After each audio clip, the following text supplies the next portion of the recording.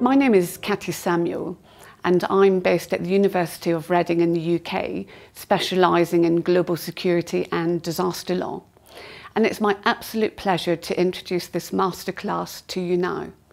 By way of context, currently we have a gathering in Reading of global experts drawn from governmental, intergovernmental, practitioner, academic stakeholders to examine the critical issue of what does disaster risk reduction mean through the lens of international law. Much of the focus today in international discourse has been on science and technology, and as you'll discover through this masterclass, in order for key indicators and objectives on disaster risk reduction to be achieved, it's critical to better integrate legal tools.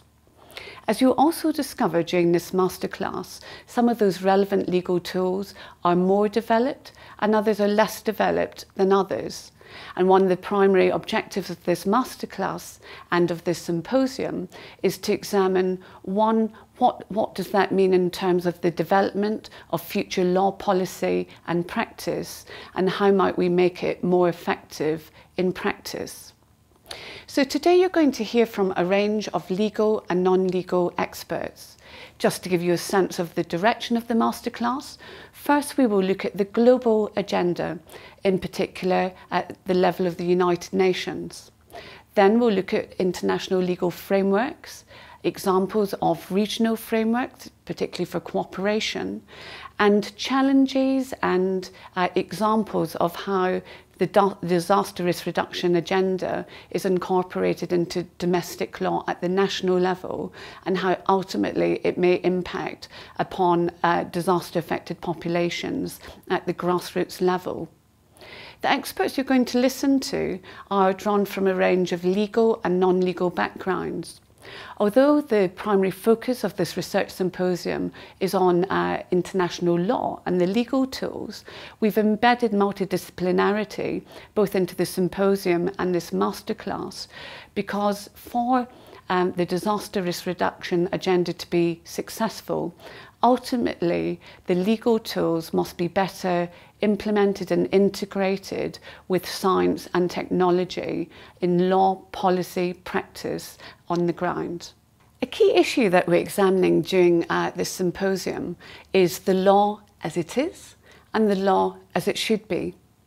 And a key theme that I hope will permeate this masterclass is that whereas often there can be a misconception that law is only about restraint, that in fact properly used, law is a huge facilitator, particularly when it is embedded multi-sectoral with, for example, different ministries involved with disaster risk reduction, disaster risk management issues. So the law in this area is not perfect. Let me give you three key definitions before we go into any depth. The first is what the very concept of disaster is. As with many key issues and terms in international law, it has no universally agreed definition. However, in the margins of recent work undertaken by the International Law Commission on persons affected by natural disasters, a key element they examined were examples of existing definitions. And the one that I would refer you to as a starting point of the parameters of a disaster would be Article 3 of those International Law Commission articles. So if I may, will just read these to you. It defines disaster as meaning a calamitous event or series of events resulting in widespread loss of life, great human suffering and distress, mass displacement or large-scale material or environmental damage, thereby seriously disrupting the functioning of society. And in terms of what does that mean in practice? Well, it could be terrorist attacks, it could be industrial disasters, it could be cyber attacks, it could be sudden onset disasters like earthquakes, it could be slow onset disasters such as climate change and rising sea levels, it can be, to use the term, natural or man-made disasters. So the scope is broad, as indeed is the scope of disaster risk reduction. The second definition that I want to go on to is what is disaster law? Because that's a term that you're going to hear referred to several times in this masterclass. The first is to say that, as you will hear, there are specialist rules which are binding, and there's also codes and standards which are non-formally binding, specifically governing different aspects of disasters, whether it's preventing, for example, transboundary harm of the environment, whether it's how disasters are responded to, whether it's preventing loss of human life, for example, through nuclear disasters. There are, however, though, many different legal regimes which are relevant to disasters. Indeed, the breadth of topics that we're examining during this Disaster Risk Reduction Symposium it illustrates this point, in that it can touch on human rights law, environmental law, law of the sea. It could impact on humanitarian responses, construction law, law on property rights. Effectively, the list of legal regimes it may impact on are almost limitless. Where we're at the moment in terms of the development of disaster law is that where a disaster event is critiqued through existing legal regimes such as international human rights law, the law is evolving and developing as to how it interprets and responds through existing legal principles, but to new and evolving, for example, in this case, disaster-related events. One particular principle I would just like to highlight to you, which I believe is of particular importance to parliamentarians in terms of current and future law and policy making, is the principle of due diligence.